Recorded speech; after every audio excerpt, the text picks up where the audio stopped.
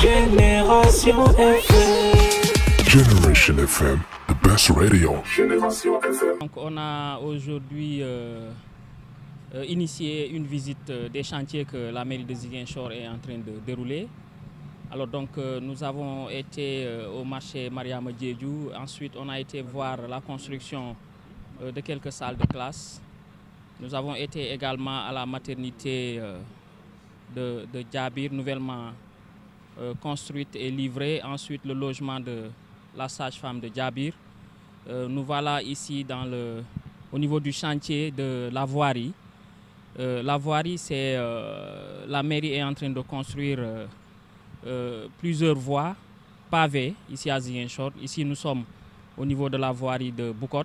Il y a la voirie de Santhiaba et puis celle de Tilène et une autre voirie au niveau du quartier des HLM. Donc je dois dire que c'est des chantiers qui sont financés par le PACASEN et que la mairie est en train de dérouler actuellement. Donc il y a également la maison le logement de la sage-femme de Colette Senghor qui a été une vieille doléance des populations que la mairie a réalisée aujourd'hui et que donc la sage-femme a déjà rejoint, ce qui permet aux populations de Bokot et les environs de pouvoir, même la nuit, solliciter la sage-femme dans l'urgence, parce qu'à l'époque c'était ça le problème. Les femmes qui voulaient accoucher ne pouvaient pas solliciter la sage-femme parce qu'elle habitait un peu loin.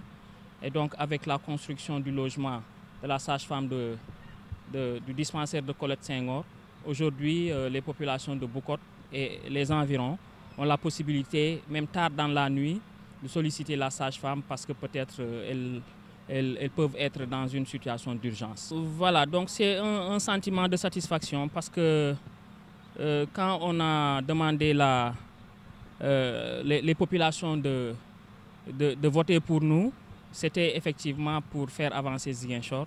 Et aujourd'hui, le sentiment que nous avons, c'est un sentiment de satisfaction parce qu'on voit que beaucoup de chantiers sont en cours.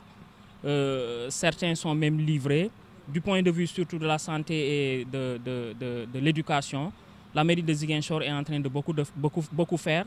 Aujourd'hui, nous avons entamé la construction de 6 murs de clôture pour des écoles et certains postes de santé.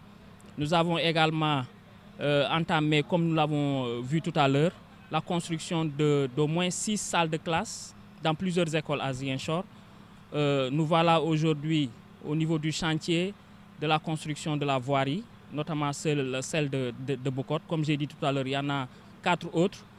Ensuite, les logements de Djabir pour la sage-femme, le logement de Colette Senghor qui est livré, la sage-femme a déjà rejoint.